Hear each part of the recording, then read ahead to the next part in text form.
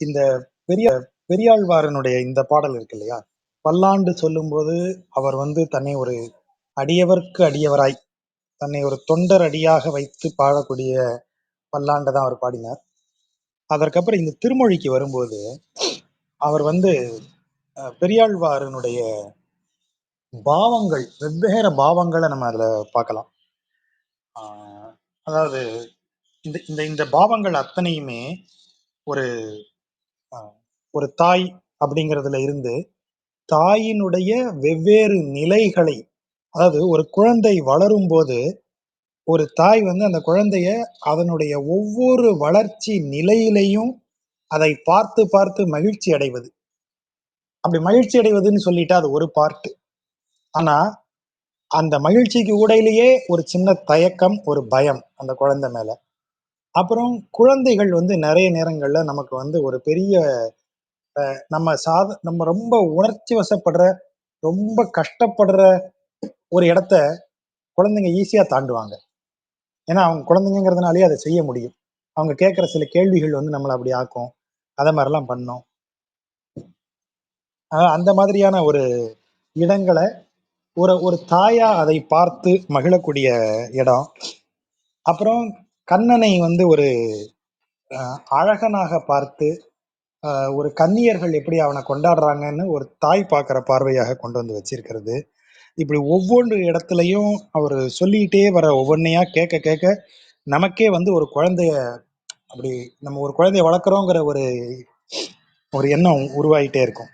நிறைய இடங்கள்ல வந்து அவர் சொல்றது, யசோதை பாடுறதாக பாடுற ஒரு பாட்டுல, "எனக்கு வந்து சங்கடமா இருக்கு. நீ பாட்டு இப்படிலாம் பண்றியே! உனக்கு ஏதாவது ஒண்ணு ஆயிடுமோன்னு எனக்கு பயமா இருக்கு." அப்படின்னு அவர் பாடுவார். இத இத இத நிச்சயமாக வந்து அனைத்திற்கும் பரதெய்வத்த பாடுறோங்கிறது அவருக்கு பெரியாழ்வாருக்கு தெரியும். ஆனா யசோதையினுடைய இடத்துல இருந்து பார்க்கும்போது, "நீ எனக்கு பிறந்த குழந்தை தானே, ஆகவே" அப்படி பாடுற இடம். அப்புறம் ரொம்ப ஆச்சரியமான சில வார்த்தைகள், சாதாரண வார்த்தைகள பயன்படுத்தி இருப்பார். உதாரணமா, கொட்டாவி கொள்கின்றான் அப்படின்னு வேற சொல்லுவாரு. கொட்டாவிங்கிறது நீங்க வேற இலக்கியத்துக்குள்ள பார்க்கவே முடியாது. அத வந்து இவர் பயன்படுத்துவார். அவன் கொட்டாவி கொள்கின்றான். அந்த குழந்தை வந்து கொட்டாவி விடுறது, ஒவ்வொன்னையும் ஒவ்வொன்னா சொல்லி சொல்லி அவர் பாடக்கூடியது, அது எல்லாமே ரொம்ப ரொம்ப நல்லா இருக்கும். அதனால இந்த பாடல்கள் எல்லாமே நம்ம படிக்க படிக்க ஒரு ஒரு ஒரு குழந்தையினுடைய தாய் அப்படிங்கிற நிலைய நாமளே வந்து அனுபவிக்க போறோம். அப்படிப்பட்ட ஒரு பாடல்கள் தான். அப்படிப்பட்ட பாடல்கள் நிறைய அவர் எழுதி வச்சிருக்கிறார். நான் நான் குறிச்சு வச்சு குறிச்சு வச்சு இந்த பக்கங்களே போயிரும் அப்படிங்கிற மாதிரி இருக்கு. இப்போ இதுலயே பாத்தீங்கன்னா முதல் பாடல்ல, "வண்ண மாடங்கள் சூழ் திருக்கோட்டியூர் கண்ணன் கேசவன் நம்பி பிறந்தினில் எண்ணெய் சுண்ணம் எதிரெதிர் தூவிட கண்ணன் முற்றம் கலந்து அலறு ஆயிற்றே." குழந்தை பிறந்த தகவல் தெரிஞ்ச உடனே இந்த ஆரத்தி எடுக்கிறது, இந்த மாதிரியான இதெல்லாம் செய்து அந்த இடமே வந்து அப்படி ஆயிருக்கு. ஓடுவார், விழுவார், உகந்து ஆலிப்பார், நாடுவார், நம்பிரான் எங்குத்தான் என்பார், பாடுவார்களும் பல்வரை கொட்ட நின்று ஆடுவார்களும் ஆயிற்று ஆய்ப்பாடியே. அதாவது ஒரு ஒரு பெரிய ஒரு விழா சீன் அப்படியே நம்ம கண்ணு முன்னாடி கிரியேட் பண்ணி காமிக்கிறார். எல்லாம் அப்படியே அந்த தகவலை கேட்டு அப்படியே குடுகுடுன்னு ஓடுறாங்க. அங்க போய் சொல்றதுக்கு ஒரு ஆள் ஓடுறாரு, இங்க இருந்து இங்க ஒன்று சொல்றதுக்கு ஒரு ஆள் ஓடுறாரு. பரபரப்பா அப்படி இருக்காங்க. ஓடுற வேகத்துல கீழே விழறாங்க. உகந்து ஆலிப்பார், அப்படியே ஆலவட்டம் போடுறதுன்னு சொல்றது. ஆஹ் மகிழ்ச்சியில குதிக்கிறது. நாடுவார், நம்பிரான் எங்குத்தான் என்பார், அவன் எங்க இருக்கான், எப்படி இருக்கான், இங்க வந்துட்டான் அப்படின்னு சொல்லக்கூடிய புகழ் மொழிகள். அப்படியே பாடக்கூடியவங்க, வாத்தியங்கள் பல்பறை கொட்ட பல வகை வாத்தியங்களையும் இசைத்து கொண்டு ஆடுவார்களுமா, அப்படியே வந்து அந்த இடமே ஒரு திருவிழா கோலத்திற்கு ஆயிற்று.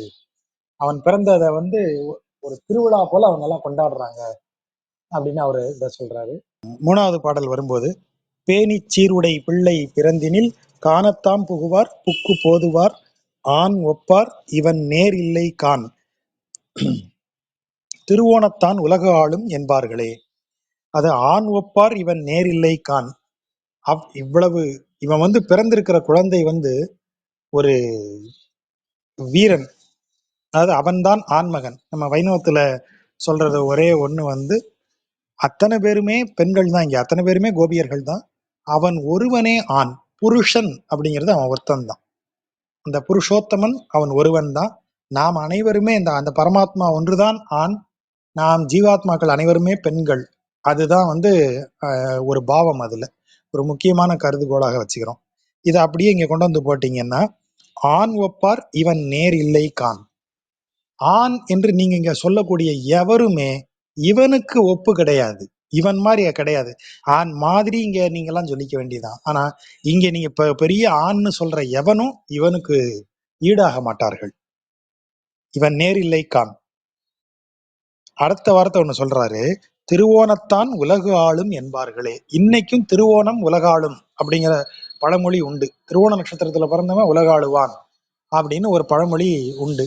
மலையாளத்துல கேரளால போனீங்கன்னா திருவோண நட்சத்திரத்துக்கு வந்து அவ்வளவு ஸ்பெஷலா அவங்க கொண்டாடுவாங்க. திருவோண நட்சத்திரத்துல குழந்தை பிறந்தா அவங்களுக்கு அவ்வளவு சந்தோஷம். திருவோணம் லோகம் ஆளும் அப்படின்னு சொல்றது அவங்க வார்த்தை. திருவோணம் உலகாளும் அப்படிங்கிறது அதுதான் இங்க சொல்றாரு. அவன் திருவோணத்துல பிறந்தவன் உலக ஆளும்பாங்களே, இவன் தான் அந்த திருவோணத்துக்கு உரியவன், திருவோணத்தான் அப்படின்னு அவனை சொல்றாங்க. உலக ஆளும் என்பார்களே அப்படின்னு அவரு ஒரு இதை சொல்றாரு. உரியை முற்றத்து உருட்டி நின்று ஆடுவார், நறுநெய் பால் தயிர் நன்றாக தூவுவார், செரிமென் கூந்தல் அவிழத் திளைத்து எங்கும் அறிவு அழிந்தனர் ஆய்ப்பாடி ஆயரே. அது இவன் பிறந்துட்டான் தெரிஞ்ச உடனே உரியை முற்றத்து உருட்டி நின்று ஆடுவார். அதாவது அவங்களுக்கெல்லாம் அறிவு அழிந்து போய்விடுகிறது. அது களி வெறி மகிழ்ச்சி, எல்லையற்ற மகிழ்ச்சி காரணமாக அவர்களது வழக்கமாக இருக்கக்கூடிய அவர்களது அந்த எச்சரிக்கை உணர்வு, அந்த அறிவு, இந்த இடத்துல அறிவுங்கிறது வந்து ஜாக்கிரதை என்று சொல்லக்கூடிய அந்த முதல் கட்ட விழிப்பு. நமக்கு இப்போ ரோட்ல நடந்து போறோம், எல்லாரும் நம்மளை பாக்குறாங்க, நாம ஒழுங்கா நடந்து போகணும். எப்படி இந்த மாதிரி பிறர் பார்க்க நாம செய்யக்கூடிய எல்லாத்துலயுமே நமக்கு ஒரு எச்சரிக்கை உணர்வு இருந்துகிட்டே இருக்கும் இல்லையா? அந்த எச்சரிக்கை உணர்வு அனைத்துமே இவங்களுக்கு இல்லாம போயிருச்சு. அறிவு அழிந்தனர் ஆய்ப்பாடி ஆயர்கள். எதனால? குழந்தை பிறந்த தகவல் வந்துருச்சு, குழந்தை பிறந்தாச்சுங்கிற மகிழ்ச்சி அவங்களுக்கு வந்துருச்சு. ஆகவே அவங்க என்னெல்லாம் செய்யறாங்க? உரியை முற்றத்து உருட்டி நின்று ஆடுவார். உரிய முற்றத்துல உருட்டி ஆடுறாங்க. நறுநெய் பால் தயிர் நன்றாக தூவுவார். நல்ல வாசம் மிக்க நெய்யை பாலை தயிரை எல்லாம் எல்லாருக்கும் அப்படி அள்ளி வழங்குறாங்க. தூவுவாருங்கிறது இந்த இடத்துல கொண்டு கொட்டுறாங்கிற பொருள் வரும். அப்படி இல்லை, கொண்டு கொட்டல, அவங்க எல்லாருக்கும் அள்ளி வழங்குறாங்க. வகதொகை இல்லாம அது கொண்டு வெளியில கொட்டுற மாதிரி எல்லாருக்கும் அப்படியே. நம்ம ஒரு பொருளை கொட்டணும்னா பாத்திரத்தோட கவுத்து தான் கொட்டுவோம். வீட்டுல ஒரு அழுக்கு தண்ணியை கொட்டணும்னா என்ன செய்வோம்? கொஞ்சமா கொட்டிட்டு கொஞ்சம் வைக்க மாட்டோம். அத மாதிரி இங்க அப்படியே நன்றாக தூவுவார், அப்படியே அள்ளி எல்லாருக்கும் வா வந்தவன் எல்லாம் வாங்கிக்கோ, பாத்திரத்தை அப்படியே கவுத்து ஃபுல்லா எடுத்துக்கோ போ, அவ்வளவு சந்தோஷத்துல இருக்கேன். கூந்தல்லாம் அவிழ்வது தெரியாமல், கூந்தல் அவிழ்வது வந்து ஒரு கவனக்குறைவான ஒரு காட்சி. அது கவனம் இல்லாம இருப்பவன் தான் தன் கூந்தல் அவிழ்ந்தாலும் அப்படியே இருக்காங்க. ஆனால் கூந்தலை உடனே முடிந்திடணும். அவிழ்ந்த கூந்தலோட இருப்பது வந்து இது கிடையாது, மங்களம் கிடையாது. ஆனா இவங்க என்ன செய்யறாங்க? மென்கூந்தல் அவிழ திளைத்து எங்கும் அறிவழிந்தனர். தலைமுடியெல்லாம் அப்படி கலைஞ்சு விழற அளவுக்கு ஒரே ஆட்டம், அப்படி ஆடுறாங்க. கொண்ட தாழ்வுரி கோல கொடுமழு தண்டினர், பரியோலை சயனத்தர், விண்ட முல்லை அரும்பு அன்ன பல்லினர், அண்டர் மிண்டி புகுந்து நெய்யாடினார். அது இதுல சொல்லக்கூடிய நிறைய விஷயங்கள் வந்து நமக்கு கொஞ்சம் இதா இருக்கும். ஒரு ஒரு ஒரு குறிப்பிட்ட வாழ்க்கை முறை அதை வந்து இதுக்கு எடுத்து சொல்லக்கூடியது. அவங்க வந்து எப்படியெல்லாம் வந்து ஒரு ஒரு ஒரு லைஃப்ல ஆட்கள் எப்படியெல்லாம் இருப்பாங்க, அதுக்கு முன்னாடி வந்து அவங்க என்னெல்லாம் செஞ்சிட்டு இருப்பாங்க, இந்த காரியங்களை எல்லாம் சொல்லிட்டு அதற்கு பிறகு இந்த அவங்களுடைய அவங்க என்ன செய்தாங்கிறத சொல்றாரு.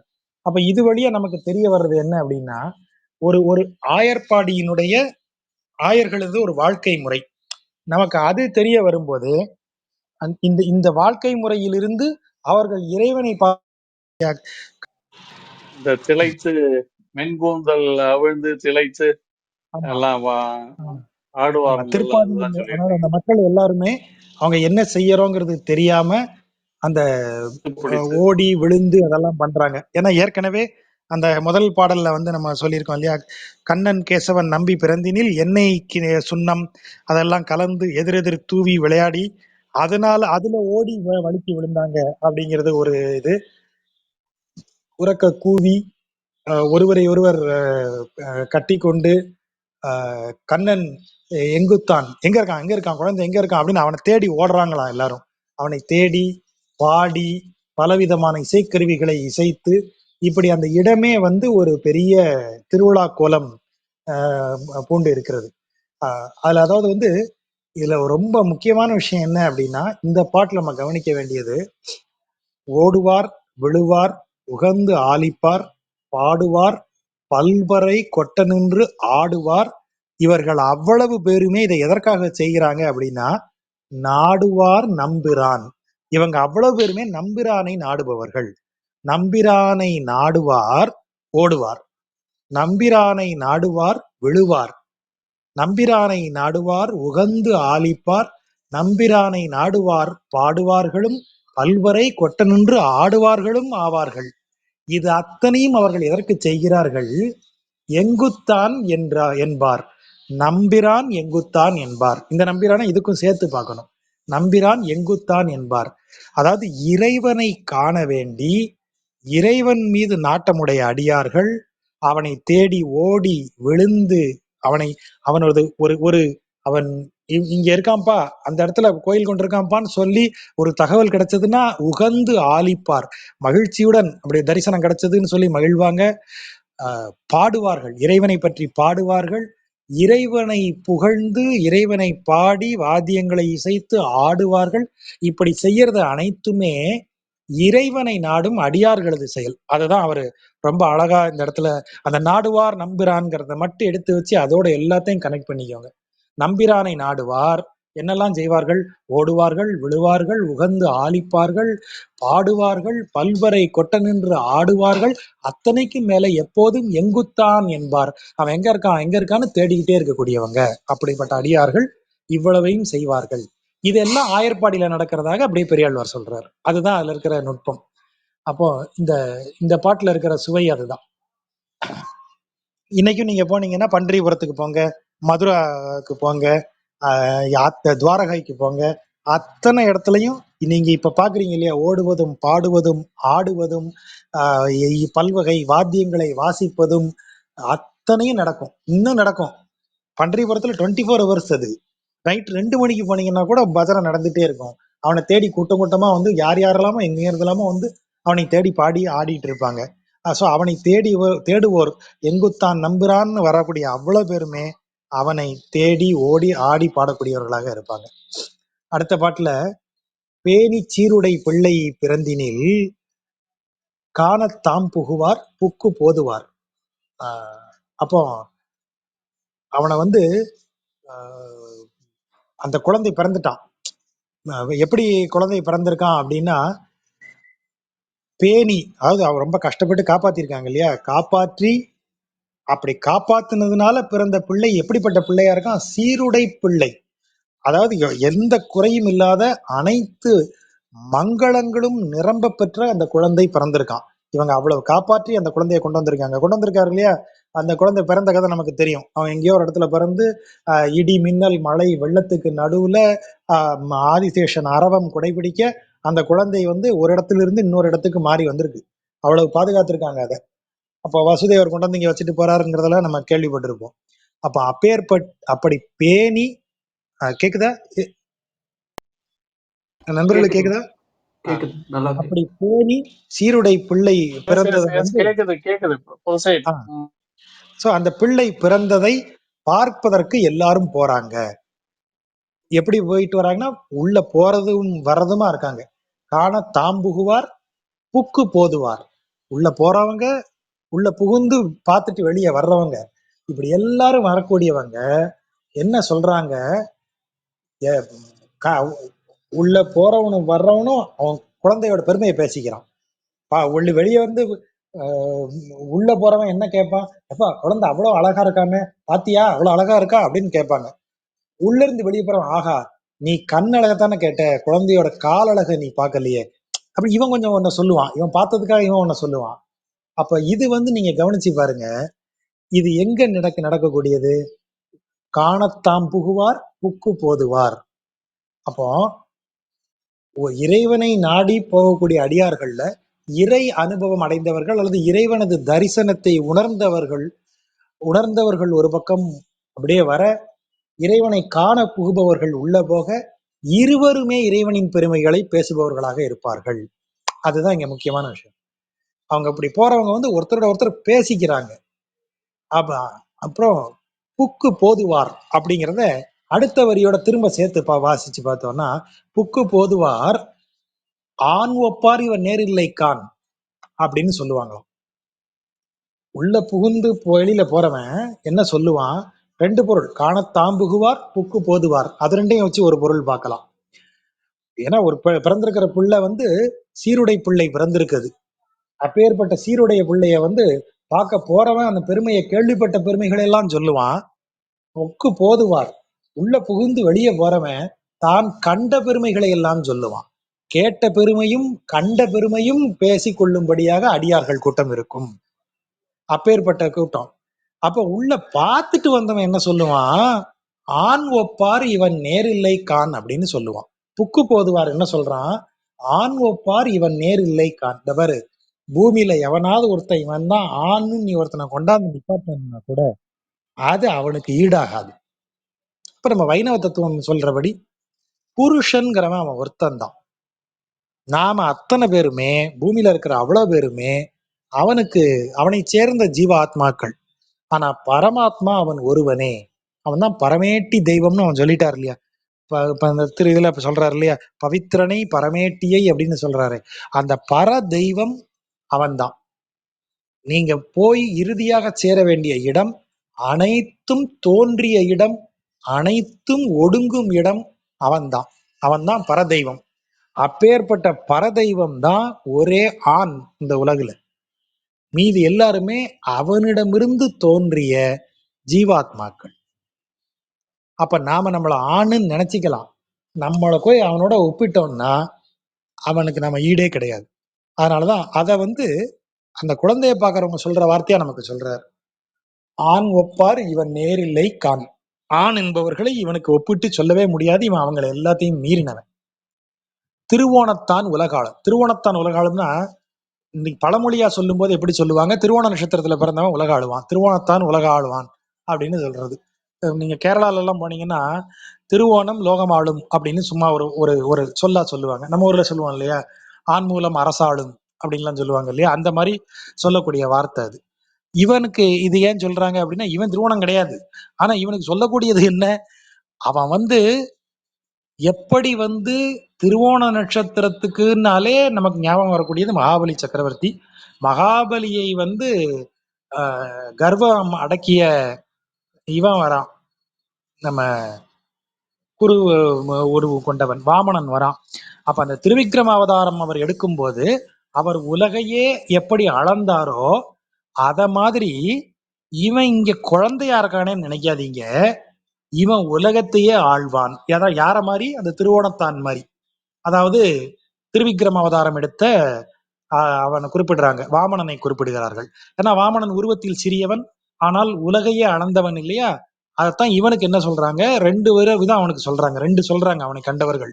ஒண்ணு, அவன் அவன் ஒருவனே ஆண், அவனுக்கு ஈடு எவரும் இல்லை, அவன் குழந்தைன்னு நினைக்காதீங்க, அவன் வந்து உலகையே ஆளக்கூடியவன் அப்படின்னு சொல்றாங்க. அப்ப இவனே ஆண், இவனே உலகை ஆள்பவன், இவனே எல்லாவற்றிற்கும் தலைவன். அதுதான் அதுல இருக்கிற பொருள். இவனே ஆண், இவனே தலைவன். அவ்வளவுதான், டிக்ளரேஷன் முடிஞ்சது. த ஒன் அண்ட் ஒன்லி அப்படிங்கறத அவ்வளவு தெளிவா அவர் சொல்லிட்டார். யார் அதை சொல்றாங்க? அதை காணத்தாம் புகுவார் புக்கு போதுவார். போறவனும் வர்றவனும் பேசிக்கிறான். ஆனா உள்ள புக்கு போதுவார், உள்ள புகுந்து பார்த்தவன் என்ன சொல்றான்? இவனே ஆண், இவன் ஒருவனே ஆண், இவனே உலக ஆள்பவன், அதாவது இவனே உலகனைத்திற்கும் தலைவன், ஒருவனும் தலைவனும் ஆனவன் அவன் அப்படின்னு அவங்க சொல்றாங்களாம். அது அது குழந்தைய சொல்றதுன்னு மாதிரியும் இருக்கு பாருங்க. ஆனா அது அதுக்குள்ள சொல்லக்கூடிய தத்துவமும் அதுதான். ஆண் ஒப்பார் இவன் நேரில்லை கான், திருவோணத்தான் உலக ஆளும் என்பார்களே. அவனே ஒருவன், அவனே தலைவன். அவ்வளவுதான். அதுதான் இந்த பாட்டுல இருந்து நமக்கு உணரக்கூடிய பொருள். அடுத்த பாட்டுக்கு வரும்போது, ஆயர்பாடியில் இருக்கக்கூடிய ஆயர்கள் என்ன செய்யறாங்க? பால் தயிர் உரியில என்ன வச்சிருப்பாங்க? பால், தயிர், வெண்ணெய், நெய் இவற்றை தான் வச்சிருப்பாங்க.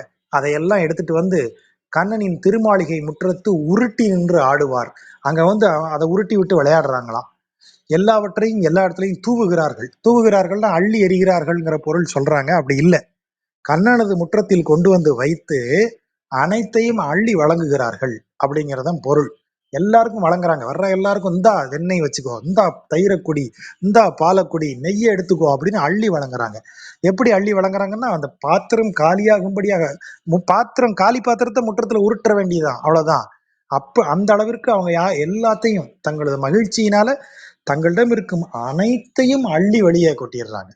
நம்ம ஏற்கனவே சொன்னோம் இல்லையா, உரியில சேமிச்சு வைக்கிறது நம்ம மனம். நான் உருவாக்கி வைக்கக்கூடிய எண்ணங்களை குறிக்கக்கூடியது, நமது ஆழ் மனதை குறிக்கக்கூடியது. அது கொண்டு வந்து முற்றத்துல வீசி, எங்க முற்றம்? இறைவனது முற்றம். கண்ணன் பிறந்த வீட்டோட முற்றம். இறைவனது இல்லத்தின் வாசலுக்கு வந்தாச்சுன்னா, நீ தனியா சேமிச்சு ஒளிச்சு வச்சிருக்கியே, நான் என்னும் உணர்வால் உருவாக்கின எண்ணங்களை ஆழத்துல ஒளிச்சு வச்சிருக்கியே, அது எல்லாத்தையும் கொண்டாந்து நீ கடையில போட வேண்டியதுதான். கடைபரத்த வேண்டியதுதான். கொண்டு வீசி எறிய வேண்டியதுதான், தூவ வேண்டியதுதான், வெளியில கொண்டு போட வேண்டியதுதான். அது ஒண்ணுமே இருக்காது. உரி காலியாகி உள்ள ஒண்ணும் இல்லாம முற்றத்துல உருட்டி உருட்டி விளையாட வேண்டியது. உன் மனசை வச்சு நீ ஒண்ணுமே பண்ண முடியாது. அதுக்கப்புறம் அந்த நீ உள்ள இருக்கிறத எல்லாம் ஒளிச்சு வச்ச எல்லாத்தையும் நீ தூவி விட்டதுக்கு பிறகு, நன்றாக தூவுவார், எல்லாவற்றையும் தூவிய பிறகு உனக்கு அந்த வெறும் சட்டியில என்ன இருக்கும்? ஒண்ணுமே இருக்காது. அப்போ அந்த வெறும் கலையத்தை, நமது வெறும் உடலை, நமது வெறும் மனதை நாம் உருட்டி விளையாட வேண்டியதுதான். அதுதான் அங்க உள்ள பொருள். அதுக்கான சரியான இதுதான் அவங்க சொல்றதா நமக்கு ஒரு சந்தேகம் வந்தா, நீங்க அப்படியே 4வது வரிக்கு வாங்க. அறிவு அழிந்தனர் ஆய்ப்பாடி ஆயரே. அறிவுங்கிறது என்ன? பகுத்து சொல்லக்கூடியது அறிவு. இது லாஜிக்கா இல்லையான்னு சொல்லக்கூடியது அறிவு. அப்ப அறிவு தான் என்ன செஞ்சுக்கிட்டே இருக்கும் அப்படின்னா, மேலும் மேலும் நமக்கு வந்து நமது மனதை ஆழப்படுத்தி கொண்டே இருப்பது அறிவு. அறிவு தான் கவனமா இருக்கு, கவனமா இருக்கு. இது அப்படி இல்லை, இதை இப்படி வச்சுக்கோ, இந்த விஷயத்த மனசுல வச்சுக்கோ, இதை இப்படி வச்சுக்கோ, இதை இங்க ஞாபகம் வச்சுக்கோ, இது ஏற்கனவே ஒரு முறை அப்படி ஏற்கனவே இப்படி பண்ணியிருக்கோம்ல, அதனால இவங்கிட்ட இப்படி கவனமா இரு, இவங்கிட்ட கொடுத்ததை ஞாபகம் வச்சுக்கோ, இவன்கிட்ட இந்த மாதிரிதான் பேசணும். இப்படி எத்தனையோ விஷயங்களை என்னத்தெல்லாம் மறைக்கணும், யாருகிட்ட மறைக்கணும், யாருகிட்ட சொல்லணும், என்ன பொய் சொல்லணும், எது நமக்கு அட்வான்டேஜ், இப்படி அத்தனையும் நமக்குள்ள அப்படியே ஒரு பட்டியல் போட்டு நம்மள ஒரு நம்ம நமக்கான ஒரு ப்ரோக்ராம் மாதிரி செயல்படக்கூடியது நமது அறிவு தான். நமது அறிவு தான் நம்ம இயக்குவது. நமக்கான சாஃப்ட்வேர்ங்கிறது நம்ம அறிவு தான். அந்த அறிவு அழிந்த பிறகு அந்த இடத்துல என்ன இருக்கும்? முற்றத்து உருட்டி நின்று ஆடுவரே, வெறும் கலையமாகி விடுவோம். அறிவு அழிந்த பிறகு நமது மனதிற்குள் பாலும் தயிரும் வெண்ணையும் நெய்யுமாக நாம் கடைந்து கடைந்து கடைந்து கடைந்து நமது எண்ணங்களை கடைந்து உள்ளே சேமித்து வைத்திருக்கக்கூடிய அனைத்தும், நான் என்கும் உணர்வு உருவாக்கிய அனைத்துமே அவனது முற்றத்தில் அள்ளி இறையப்படும். அதற்கு பிறகு நாம் வெறும் களமாகி விடுவோம். அறிவு அழிந்து அவனுடைய பேரின்பத்தில் நாம் லயித்து விடுவோம். செரிமென் கூந்தல் அவிழத் திளைத்து எங்கும் அறிவு அழிந்தனர் ஆய்ப்பாடி ஆயரே. அந்த வார்த்தையை கவனிச்சு பாருங்க. அதுதான் அதுல இருக்கிற சிறப்பான இடம். ஒரே பார்வையில பார்த்தா ரொம்ப சிம்பிளா இருக்கு. கண்ணன் பிறந்துட்டான்ப்பா, உடனே எல்லாரும் கொண்டாந்து பால், வீட்டுல இருந்த பால் தயிர் எல்லாத்தையும் அப்படியே கொடுத்து கொட்டி அந்த பாத்திரத்தங்களை எல்லாம் உருட்டி விளையாடினாங்க. அந்த விளையாடுற வேகத்துல அவங்க கூந்தல் அவிழ்ந்ததை கூட கவனிக்காத அளவிற்கு அவங்க கவனமே இல்லாமல் உச்சக்கட்ட மகிழ்ச்சியில என்று ஆடினார்கள். இவ்வளவு சிம்பிளான ஒரு விஷயத்த பெரியாழ்வார் இவ்வளவு கவனத்தோட எழுதியிருக்க வேண்டிய அவசியம் இல்லை இல்லையா? ஒண்ணு உணர்வு இருக்கணும், இல்ல அதுக்கு உள்ள ஒரு உட்பொருள் இருக்கணும். இது இரண்டும் உடையது. உணர்வும் உட்பொருளும் நிரம்பிய பாடல் இவர் எழுதுறது எல்லாமே. என்ன இருந்தாலும் கோதைக்கு தகப்பன் இல்லையா அவரு? உரியை முற்றத்து உருட்டி நின்று ஆடுவார், நறுநெய் பால் தயிர் நன்றாக தூவுவார். 2வது வரி தூக்கி முதல்ல போடுங்க. நறுநெய் பால் தயிர் நன்றாக தூவினார். அப்படி தூவியதால் அவை அனைத்தும் காலியாகி உரியை முற்றத்து உருட்டி நின்று ஆடுவார். உரி என்பது என்ன? வீட்டிற்கு உள்ளே பத்திரமாக எவர் கையும் படாமல், எவருடைய கவனத்திற்கும் வராமல் பிறரிடமிருந்து பாதுகாப்பதற்காக நீங்க தனியா கட்டி தொங்க விட்டு சேர்த்து வச்சிருக்கிறது நம்ம ஆழ் மனதில் நம்ம வைத்திருக்கக்கூடியது. நம்மை பற்றிய மதிப்பீடுகள், பிறரை பற்றிய மதிப்பீடுகள், நம்முடைய எதிர்கால திட்டங்கள், பிறரை என்ன செய்ய வேண்டும்ங்கிற திட்டங்கள் அத்தனையும் நம்ம உரிக்குள்ள ஒழிச்சு வச்சிருக்கோம். கொண்டாந்து அவன் முன்னாடி போட்டு ஒண்ணும் இல்லாம நிக்க வேண்டியதுதான். அப்ப அறிவு அழிந்து அவனுடைய இதுல நம்ம இருக்க வேண்டியதுதான். பந்த பாசங்களை அறுத்து அப்படிங்கிறது தான் உரியை முற்றத்து உருட்டின்னு நீங்க பொருள் எடுத்துக்கோங்க. இந்த பாடல் இன்னும் சுவையானதாக மாறிடும். அடுத்த பாட்டுல இன்னும் இன்னும் இன்ட்ரெஸ்டிங்கான பாட்டு. அடுத்த பாட்டு என்ன சொல்றாங்க? கொண்ட தாள் உரி கோலக் கொடுமொழு தண்டினர் பரியோலை சயனத்தர் விண்ட முல்லை அரும்பு அன்ன பல்லினர் அண்டர் மிண்டி புகுந்து நெய்யாடினார். அது இந்த இடையர்கள் கொண்டு வந்திருக்கிற உரி எல்லாமே தாழ் உரி. தாழ் உரினா தாழ்னா கால், உரி கால் வரைக்கும் வருது அப்படின்னா என்ன அர்த்தம்? ஒரு ஆள் உயரத்துக்கு உரி அடுக்கியிருக்காங்க. அந்த அளவுக்கு நிறைய இருக்கு அவங்கள்ட்ட. பாலும் தயிரும் நெய்யும் வெண்ணெயுமா அவ்வளவு இருக்கு. கூடவே என்ன வச்சிருக்காங்க? அவங்கள்ட்ட எப்போதும் ரெண்டு இருக்கும், கோலும் கொடுமழுவும். கொடுமழு தண்டினர், அதாவது கையில ஆடு மேய்க்கக்கூடிய வளைகோல், அந்த மாடு மேய்க்கிறதுக்கான வளைகோலும், மாடுகளுக்கு எப்போதும் இந்த மரக்கிளைகளை வெட்டி போடணுங்கிறதுனால மழு சிறு கோடாரியும் வச்சிருப்பாங்க. அதான் கோல கொடுமழு தண்டினர். தண்டுங்கிறது இந்த மாடுக்கு மாடுக்கான மாடை விரட்டுற கம்பு, அந்த வளை கம்பு, அதை குறிக்கக்கூடியது. அதை வச்சிருக்கிறாங்க, அதை கையோட எடுத்துட்டு வராங்க. பனையோலை சயனத்தர் என்ன செய்யறாங்க? மாடுகளை அப்படி இப்படி பட்டியல அடைச்சிட்டு ஓலையை பறிச்சு போட்டு அதையே பெட்டா வச்சு படுக்கக்கூடியவங்க. அப்பேற்பட்டவர்கள் பறித்தெடுத்த முல்லை அரும்பு போன்ற வெண்மையான பற்களை கொண்டு இருக்கின்றார்களாம். அதான் விண்ட முல்லை. விண்டனா பறித்த அல்லது கிள்ளிய அப்படிங்கிற அர்த்தம். விண்ட முல்லை அரும்பு அதாவது இந்த விண்ட கிள்ளிய ரெண்டுக்கும் ஒரு வித்தியாசம் இருக்கு. தமிழ்ல இந்த நுட்பங்கள் எல்லாம் ரொம்ப குறைஞ்சு போச்சு. இந்த மாதிரி உரைகளும் பேசும்போதுதான் அதெல்லாம் நமக்கு சொல்லணும். கிள்ளியங்கிறது இந்த விரல் இரண்டு, இப்படி ஆட்காட்டி விரலையும் கட்ட விரலையும் சேர்த்து வச்சுக்கோங்க. ரெண்டு விரலினுடைய நுனியும் தொடும்படி வச்சுக்கோங்க.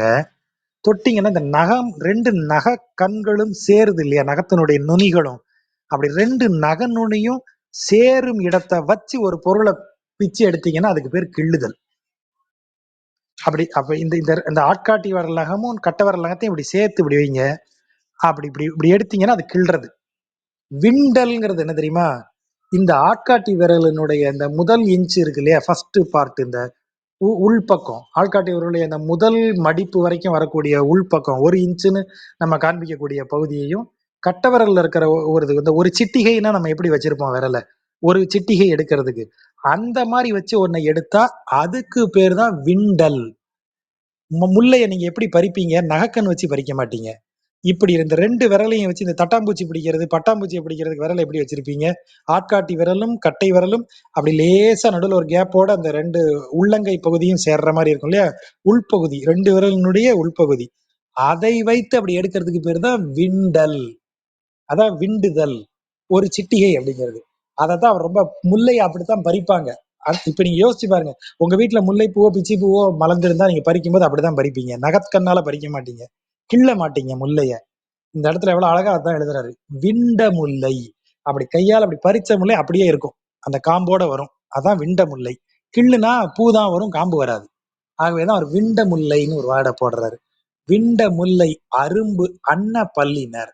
அப்படி பறிக்கப்பட்ட, அது பறிக்கப்பட்டங்கிற வார்த்தையை விட அப்படி விண்டு எடுக்கப்பட்ட ஒரு முல்லை இருக்கே, அந்த முல்லை போல, அரும்பு முல்லை, இன்னும் மலராத முல்லை போல வெண்மை நிறமான பற்களை கொண்டவர். அவங்க என்ன செய்யறாங்க? அண்டர் மிண்டி, அவர்கள் அனைவருமே தங்களோடு சேர்ந்து நெருங்கி அமர்ந்து ஒருவருக்கொருவர் மகிழ்ச்சியோடு பேசி அப்படி நெய் ஆடினார்கள். நெய்யால அவங்க அதை என்ன சொல்றது, இது இது இது என்ன சொல்லணும்னா, அண்டர் மிண்டி அப்படின்னா இந்த இடத்துல அண்டர்னா தேவர்கள், அண்டர் தொழும் தெய்வம் அப்படிலாம் சொல்றாங்க. தேவர்களுக்கும் அண்டர்னு தான் பேரு.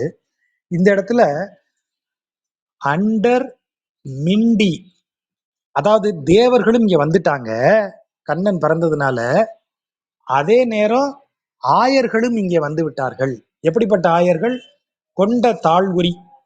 தாழ்வுரி கால் வரைக்கும் வரக்கூடிய உயரமான நிறைய தாளிகளை சேர்த்த உரியை எடுத்துக்கொண்டு, கையில் மாடு மேய்க்கக்கூடிய கழுவு அந்த இது கொம்பு, அந்த கொம்பையும் எடுத்துக்கொண்டு, மழு ஆயுதத்தையும் வைத்துக்கொண்டு, அரும்பு போன்ற முல்லை அரும்பு போன்ற பற்கள் தெரியும்படியாக நகைத்துக் கொண்டு, அண்டர் மிண்டி புகுந்து அந்த நெய்யை உண்டு நெய்யை வைத்து விளையாடக்கூடியதாக தேவர்களோடு ஆயர்களும் கலந்திருந்தார்கள் அப்படின்னு ஒரு பொருள் இதுக்கு. இங்க ஏன் வந்து இடையர்களும் தேவர்களும்னு சொல்றாங்க? ஒரு விஷயம் என்ன அப்படின்னா, எங்கு இறைவன் இருக்கிறானோ அதுதான் தேவர்களுக்கு உலகம். இறைவன் இருக்கும் இடம் தான் தேவலோகம். சொர்க்கம்ங்கிறது இறைவன் இருக்கும் இடம். சொர்க்கம் தானே தேவர்களுக்கு உரியது. சொர்க்கம் தேவர்களுக்கு உரிய இடம். ஆகவே இறைவன் வந்து ஆயர்பாடியில் பிறந்ததால் அண்டர்கள் எல்லாரும் அங்க வந்துட்டாங்க. தேவர்கள் எல்லாம் அங்க வந்துட்டாங்க. அவங்க அங்க ஏற்கனவே இருக்கக்கூடிய ஆயர்களோடு சேர்ந்து நகை பழகி ஒருவருக்கொருவர் மகிழ்ச்சியுடன் பேசி விளையாடி நெய்யாடினார்கள். அதாவது நெய்யை உண்டார்கள். அப்படின்னு நெய் தேய்த்து குளித்தார்கள். இப்படி எல்லா விதத்திலையும் நெய்யாடுதல்னா நெய்யை தேய்த்து குளித்தல் ஆகிய காரியங்களை அவர்கள் செய்தார்கள் அப்படின்னு அதுக்கு ஒரு பொருள் இருக்கலாம். கேட்க நல்லா இருக்கு. ஐயா, நாங்க அவன் பிறந்ததுனால இங்க தேவர்கள் இங்க வந்திருக்கோம். நீங்க இங்கே இருக்கிறவங்க, உங்க இடத்துல அவன் வந்து பிறந்திருக்கான். ஆக நீங்களும் நானும் ஒண்ணுதான். அவன் இருக்கிற இடத்துல இருக்கிற நாம எல்லாருமே தேவர்கள் தான் அப்படிங்கிற ஒரு பொருள். அப்ப அவன் வந்து பல வேறுபாடுகளை மறக்க செய்யற ஒரு குழந்தையாக அந்த இடத்துல கண்ணன் வந்து ஆயர்பாடியில பிறந்திருக்கான். கையும் காலும் நிமிர்த்து கடார நீர் பைய ஆட்டி பசுஞ்சிறு மஞ்சளால் ஐயனா வைத்தாளுக்கு அங்காந்திட வையம் ஏழும் கண்டாள் பிள்ளை வாயுளே. குழந்தை பிறந்தாச்சு. பிறந்த உடனே குழந்தைய குளிப்பாட்டணும். அப்ப அவ என்ன செய்யறாங்க? எப்படி குளிப்பாட்டுவாங்க? கையையும் காலையும் அப்படி இழுத்து லேசா நீவி விடுவாங்க. குழந்தை வயிற்றுக்குள்ள இருக்கும்போது கையையும் காலையும் கொஞ்சம் மடக்கி வச்சு உட்காந்துருக்கும். பூமியில பிறந்த உடனே அதுக்கு கொஞ்சம் விதிர் விதிர்ப்பா இருக்கும். ஆகவே என்ன செய்யறாங்க? வெந்நீர் நல்ல இளஞ்சூடான ஒரு வெந்நீரை எடுத்து அந்த குழந்தைக்கு விட்டு அப்படி கையையும் காலையும் மெல்ல நீவி விடுவாங்க. அதை அப்படி நீட்டி விடுவாங்க. அதுதான் இப்ப செய்யறாங்க. கையும் காலும் நிமிர்த்து, கடாரம்னா அந்த பெரிய அண்டா, ஒரு பெரிய அண்டால நீர், அந்த எதுக்கு அண்டால வச்சிருக்காங்கன்னா அது காய்ச்சப்பட்ட வெந்நீர். அதுல எல்லாத்தையும் போட்டு நறுமண பொருட்கள்லாம் போட்டு காய்ச்சிருப்பாங்க. அந்த காய்ச்சப்பட்ட வெந்நீரை கொண்டு குழந்தைய மெல்ல அப்படி நீராட்டி, இந்த குழந்தையோட நாக்க வலிக்கிறது இப்ப டாக்டர்ஸ் பண்றாங்களா இல்ல இந்த இவங்க பண்றாங்களான்னு எனக்கு தெரியல. ஆனா கிராமத்துல அதை பண்ணுவாங்க. குழந்தை பிறந்த உடனே வாயில வெள்ளை வெளியேறின அந்த நாக்கு மேல எல்லாம் ஒட்டிட்டு இருக்கும். இவங்க வந்து இந்த சளி கோலன்னுலாம் சொல்லுவாங்க. ஆனா அது அப்படி இல்லை. வெள்ளை நிறத்துல அந்த குழந்தையோட வாய் இருக்கும். இந்த விரலி மஞ்சள்னு சொல்லுவாங்க. எங்க ஊர்ல நீளமா இருக்கும். அந்த கிழங்கு மஞ்சள் கிடையாது, நீளமா குச்சி மஞ்சள். அதை எடுத்து அதை வந்து நெருப்புல லேசா வாட்டி, அதற்கப்புறம் அதை தண்ணியில கழுவிட்டு அதால நாக்க லேசா அந்த நாக்குல இருக்கிற எல்லாத்தையும் நீவி விடுவாங்க. இன்னும் சிலர் வந்து வேப்பம் குச்சி இருக்கு இல்லையா, அந்த இலையினுடைய நரம்பு, குச்சின்னா அந்த மர குச்சி கிடையாது. இப்போ ஒரு இலைங்கிறது அதுல ஒரு காம்புல இருந்து பல இலைகள் இருக்கும் இல்லையா, அந்த காம்பை மட்டும் எடுத்து அதை இப்படி லேசா வளைச்சி வச்சுட்டு குழந்தை நாக்குல இருந்து அதை எடுப்பாங்க. அந்த குழந்தையோட நாக்கு வலித்தல் ஒண்ணு உண்டு. அதை நேர்ல பார்த்தவங்களுக்கு தான் தெரியும். பெரும்பாலும் இன்னைக்கு ஹாஸ்பிட்டல்ல டாக்டர்ஸே அதை பண்ணிடுறாங்கிறதுனால தெரியல. சில கிழவிகள் அதை பண்றத பார்க்கும்போது நமக்கே கொடூரமா இருக்கும். 2 விரலையும் உள்ள விட்டு குடல் வரைக்கும் உருவிடுவாங்க. அந்த மாதிரி எல்லாம் பண்ணுவாங்க. பட் அப்ப இவங்க எப்படி பண்ணியிருக்காங்கன்னா, சிறு மஞ்சளால் வலித்தாளுக்கு அப்படி நாக்க அப்படி வலிக்கிறா. அப்போ அந்த குழந்தை என்ன செய்யறான்? நாக்க வலிக்கும் போது அண்ணாந்து காட்டுறான். அதான் அங்காந்திட, அப்படி ஆண் வாயை திறந்து காட்டுறான். அந்த டயத்திலேயே அவ பாத்துட்டா. உலக வையம் ஏழையும் அவன் வாய்க்குள்ள பாத்துட்டா. பிள்ளை வாயுளே வையம் ஏழும் கண்டாள். அப்போ இதுவரைக்கும் அந்த குழந்தையினுடைய பெருமையை நீங்கள் பார்த்தீங்க இல்லையா? ஆனா இப்ப யசோதைக்கு நம்ம முதல் முறையா டைரக்டா அவன் தன்னைய காட்டுறான். இது வரைக்கும் அவனது பெருமையை பிறர் தானே பேசினாங்க. உள்ள போறவனும் வெளியே வர்றவனும் தானே பேசிக்கிட்டு இருந்தான். காணத்தாம் புகுவாரும் புக்கு போதுவாரும் தானே பேசியிருக்காங்க. ஆயர்பாடியில இவங்க எல்லாம் ஆடுனதும் பாடுனதும் தானே பார்த்தோம். ஆனா இப்பதான் என்ன பாக்குறோம்? அவன் நிஜமாவே அப்பேற்பட்ட குழந்தையா? இது வரைக்கும் அவன் பெருமைகள் பேசியாச்சு. நீங்க அந்த சினிமால ஹீரோ என்ட்ரி தான். அவனை என்னன்னு நினைச்ச? என் பையன் வந்தான்னா நீங்க எல்லாம் தாங்குவீங்களா? அவன் வரட்டும், உங்களையெல்லாம் கேட்க அவன் ஒருத்தன் தாண்டா வருவான். இப்படி பல கேரக்டர்களும் பேசும்போது கடைசியா ஹீரோ வந்து ஒரு ஒரு மாஸ் என்ட்ரி ஒன்று கொடுப்பாரு இல்லையா, அத மாதிரி மாஸ் என்ட்ரி ஓப்பனிங்கே என்ன கண்ணனுக்கு, நான் வழித்தாளுக்கு அங்காந்திட வையம் ஏழும் கண்டாள். வாயை திறந்த உடனேயே பிள்ளைய இப்பதான் காமிக்கிறோம் சீன்ல, ஃபர்ஸ்ட் கேமரா பிள்ளையோட மூஞ்சிக்கு போகுது, அம்மா குளிப்பாட்டுறா, வாயை அப்படி திறக்கிறா, நாக்க வலிக்கலாமேன்னு வாயை அந்த குழந்தை திறந்தா 7 உலகமும் தெரியுது. ஓப்பனிங்ல எவ்வளவு பிரம்மாண்டமா காமிச்சிருக்காரு. கையும் காலும் நிமிர்த்து கடார நீர் பைய ஆட்டி பசுஞ்சிறு மஞ்சளால் ஐயனா வழித்தாளுக்கு அங்காந்திட, அப்படி அண்ணாந்து காமிக்க பிள்ளை வாயுளே வையம் ஏழும் கண்டாள். யசோதை அவதானே குளிப்பாட்டுறான், அவ பாத்துடுறாளாம், அப்படி பாத்துருக்கா. அத குழந்தையினுடைய இது. அப்போ அந்த இடத்துலயே நமக்கு தெரியுது, அவன் குழந்தை இல்ல, அவன் தான் உலகேளையும் தன்னுள் அடக்கிய பரபிரம்மம் அவன்தான், பரதெய்வம் அவன்தான். சரி, இதுக்கு அப்புறம் என்ன நடக்குது, அது இன்னும் இன்ட்ரெஸ்டிங்கான பாட்டு. இந்த பாட்டை ஒட்டியே தான் அடுத்த பாட்டும். வாயுள் வையகம் கண்ட மடநல்லார். மடநல்லார் யாரு, இந்த வையகத்தை கண்டவர்கள். ஆயர் புத்திரன் அல்லன் அருந்தெய்வம். அது நீங்க வந்து அந்த அத அத அத பார்த்த உடனேயே அத எல்லாரையும் கூப்பிட்டு அவ காமிச்சிருக்கா. மட நல்லார், மடவார் அப்படின்னா பெண்கள், இந்த மட நல்லார் நல்ல பெண்கள். அதை கண்ட வாயுள் வையகம் கண்ட எல்லா பெண்களுமே என்ன சொல்றாங்க, ஐயா இவன் வெறும் ஆயர் புத்திரன் கிடையாது, இவன் ஆயர்குடியில பிறந்த ஒரு பையன்னு நினைக்காதீங்க, இவனே அருந்தெய்வம். நான் சொன்னோம் இல்லையா ஏற்கனவே, அவன் குழந்தைன்னு முதல்ல இருந்து அவன் பெருமையெல்லாம் பேசிட்டீங்க. அப்ப அவன் அவன் இந்த பெருமைக்கெல்லாம் உரியவன் அப்படிங்கிறதுக்கு அவனுக்கு ஒரு சாட்சி அவன் காட்டணுமே, அதான் அவன் காட்டுறான். காட்டின உடனே மற்ற கேரக்டர்கள்லாம் சொல்றாங்க, வாயுள் வையகம் கண்ட மடநல்லார் ஆயர் புத்திரன் அல்லன் இவன் அருந்தெய்வம்னு சொல்றாங்க. பாய சீர் உடை பண்பு உடை பாலகன் மாயன் என்று மகிழ்ந்தனர் மாதரே. சோ இவன் சாதாரணம் இல்ல, இவன் தான் பாய சீருடை பண்புடை பாலகன். அதாவது பாய சீருடை அப்படிங்கிறதுக்கு என்ன பொருள் அப்படின்னா, இவன் வந்து எந்த, அதாவது அனைத்து சாதகங்களும் நிரம்ப பெற்ற, அதாவது எப்படி சொல்றது, பாயசீர் அப்படின்னா எந்த குறைவுமற்ற அனைத்து விதங்களிலும் நிரம்ப பெற்ற சீருடையவன் அவன். அவ்வளவு கல்யாண சகல கல்யாண குணங்கள்னு நீங்க சொல்றதுதான் இந்த இடத்துல பெரியாழ்வார் இப்படி சொல்றாரு. பாய சீருடை பண்புடை பாலகன், அவனுக்கு எல்லா சீரும் இருக்கு. சரி, சீர் இருந்தா அந்த சீரை கையாளக்கூடிய அளவிற்கு அவனுக்கு ஒரு சிறப்பு இருக்கணும். அதனாலதான் எப்போது வாழ்த்துல என்ன சொல்றோம், சீரும் சிறப்புங்கிறோம். சீர் என்பது கொடுக்கப்படுவது, சிறப்பு என்பது சம்பாதிப்பது, ஏர்ன் பண்றது, டு ஏர்ன். அதுதான் இவன், அந்த பண்பு அவனுக்கு இருக்கு. அவனுக்கு சகல மங்களங்களும் அவனுக்கு இருக்கு, அது அனைத்திற்கும் உரிய குணங்களும் அவனிடம் இருக்கு.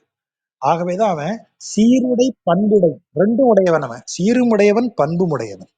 எப்பேற்பட்ட சீருடையவன், எந்த குறைகளும் மற்ற சீர் அவனுக்கு உண்டு, அனைத்தையும் கையாளக்கூடிய பண்பும் உடைய பாலகன் அவன். அப்பேற்பட்டவன் மாயம் காட்டக்கூடியவன். அந்த வரிதான் ரொம்ப முக்கியம். அவன் ஒரு மாயன். இவ்வளவு வச்சிருக்கானே, இவ்வளவு பண்புடையவன் சொல்றீங்க, அப்புறம் ஏன் எங்களை ரொம்ப அளவிடுறான், தப்புன்னு முக்தியை கொடுத்துட வேண்டியதான், ஐயா எல்லாம் வரிசையில வா, எல்லாரும் ஆதார் கார்டை கொண்டு வா, பார்த்துட்டு பார்த்துட்டு முக்தி கொடுத்துட்றேன்னு கொடுக்க வேண்டியதானே. அதை அவன் செய்ய மாட்டான், அவன் ஒரு மாயன் அப்படின்னு எல்லா மாதரும் மகிழ்கிறார்கள். யாரு, எந்த மாதர்கள் மகிழ்கிறார்கள், வாயுள் வையகம் கண்ட மட நல்லார், அவங்க மகிழ்கிறார்கள். அப்ப இந்த வாயுள் வையம் காணுதல்ங்கிறது எதை குறிக்கிறது, நீங்க அதை இன்னொரு முறை கவனிச்சு பாருங்க. குழந்தை வாயை திறக்கிறான், அவன் வாய்க்குள்ள அண்டம் ஏழும் தெரியுது. லாஜிக்கா பார்த்தா நம்ம என்ன கேட்கணும், கொஞ்சம்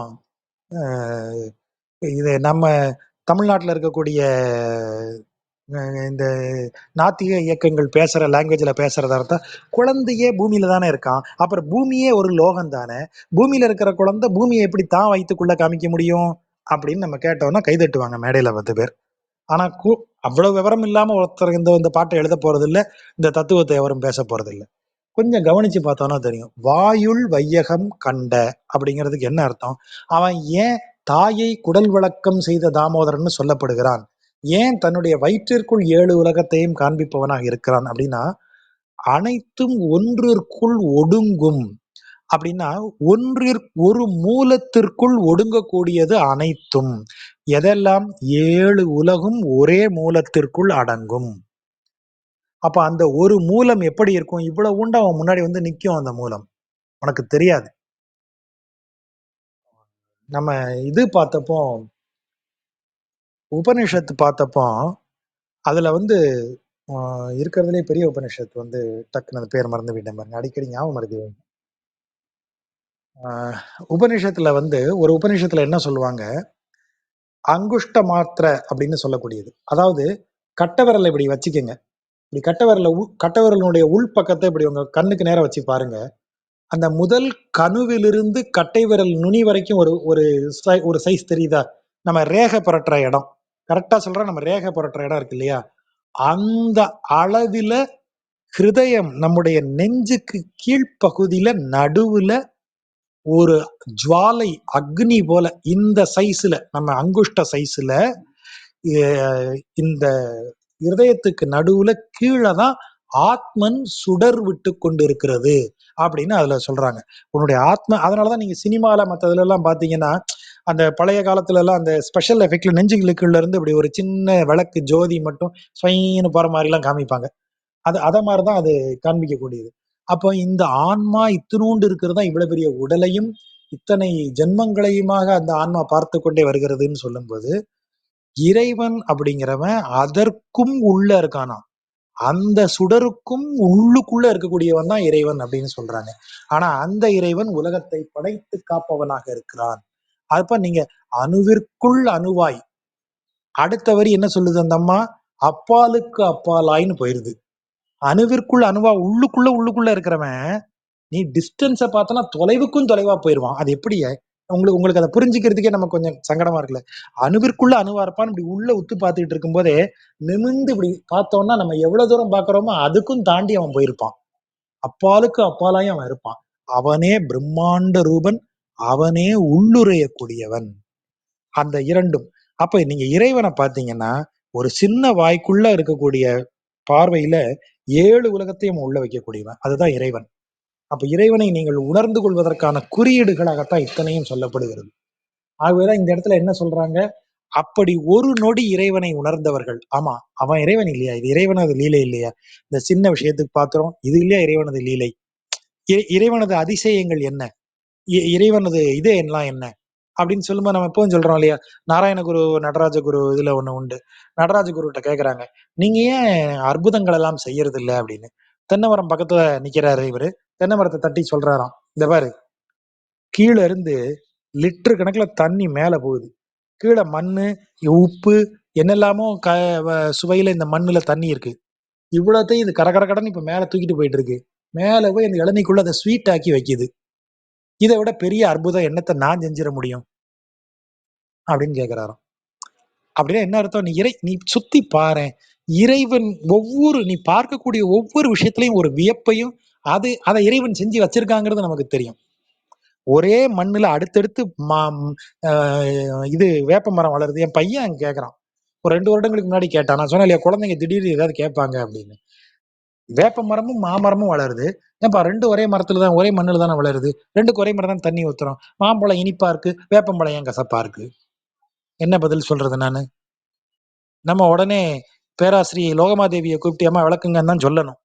அப்படி நீங்க பொட்டானிக்கலா எதையாவது ஒண்ணு சயின்டிஸா விளக்கலாம். ஆனா அந்த கேள்வியில இருக்கிற ஒரு அது எப் அது எப்படிங்கிறதுக்கு நம்ம ஒரு அறிவியல் விளக்கம் சொல்லுவோம்.